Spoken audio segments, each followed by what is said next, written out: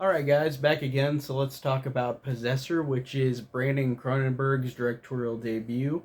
And it's a movie that it's funny because David Cronenberg is a director that I really like, but I have been really late to the game on a lot of movies of his. Like, there's a lot of movies that I haven't seen of his still. I can name off pretty much every movie I've seen of David Cronenberg's. I just watched Scanners like a month ago for the first time.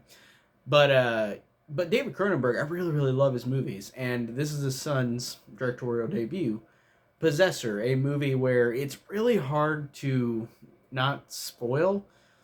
So, I guess light spoilers, but it's basically about this assassin Andrew Riseborough plays, where she can use technology to physically possess a person and do hits and then they would kill themselves afterward, and she would be be her normal self and get away with it while the people that she possesses kill themselves. I thought that idea is really freaking cool. I really love that, and that's all I'm going to say about the plot because I really can't say much else. But and some people might think that's kind of a big plot point, but I really didn't know how to explain it without saying that basic plot. But this one is interesting because looking at it, especially being the son of David Cronenberg, it's really not surprising that it feels so much like David Cronenberg's movies. I feel like he really took inspiration from him. But I love the fact that, according to IMDb, after the movie, I always look up trivia for movies after I watch them on IMDb. And the trivia for this, apparently, Brandon Cronenberg was inspired by movies like Dario Argento's Opera, which I thought was a really cool movie that he kind of used from. I really like that, and I thought that it's a really awesome idea. It's not related to opera in terms of the idea, but I really love the idea of the movie, and I really love how it feels like a David Cronenberg movie. I really love that. I like the fact that it's a movie by the end of the movie, without spoiling it, it's a movie where you're just like it surprises you more and more as it goes along. Like it really genuinely works.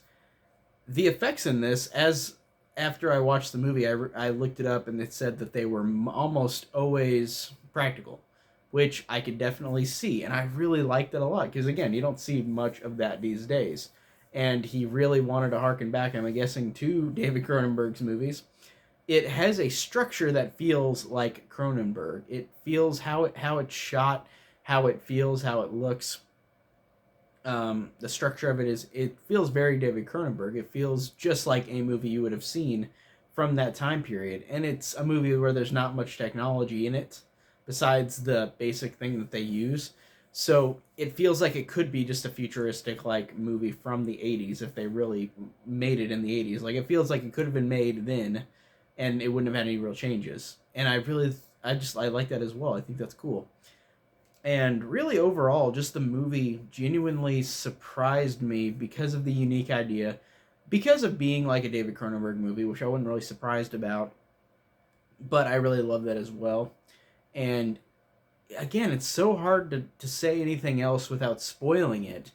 I really just loved the hell out of it. I thought it was awesome. I thought it was disgusting. I actually only saw the theatrical cut, and I know that there is an uncut version. And I went to Amazon Prime to rent it, and it was only 99 cents for theatrical. So I'm like, okay, that's fine because I can definitely watch theatrical and then watch uncut eventually. And the thing I hear about uncut that is different is that there is way more violence and there's an erect penis, and that's pretty much it. But I think that I wonder with the violence how much different it will be because watching the R-rated version, this was really it was pretty brutal. Like I was surprised that it wasn't an uncut version because of watching the gore in this. It was really awesome. And I went to the movie censorship site online where like they compare like different versions of movies. And I skimmed through the beginning of the movie where it was showing the different effects or different parts of the movie for unrated versus theatrical. And the unrated, it seemed like there were just a couple more shots of like stabbing and stuff at the beginning at least.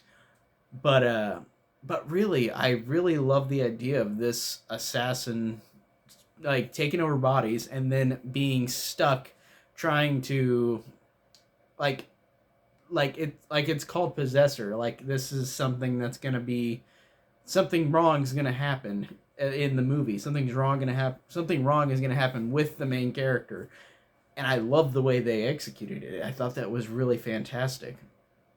And again, just a very very well made horror movie. Like it's not a movie where you're gonna go in and see like gore every like 5 minutes. It's not that kind of movie. It's not trying to be a balls to the wall like silly horror movie. It's not trying to be that. It's trying to be a little bit more sophisticated than that. And it is a long sit for an hour and 43 minutes. But I would be lying if I didn't say I did like the ride. I just felt like it was slower paced, and that's fine. Like I'm fine with that totally. But I really really enjoyed the hell out of Possessor. This is definitely one to check out. Definitely go and support this movie. I'm glad that it's getting love already. Like I hear people talking about it already online. I know it's been out for a while. I'm again late to the game, but that is pretty much it on my quick review on Possessor, Brandon Cronenberg's Possessor. So tell me down below if you guys have seen Possessor, and thank you guys for watching.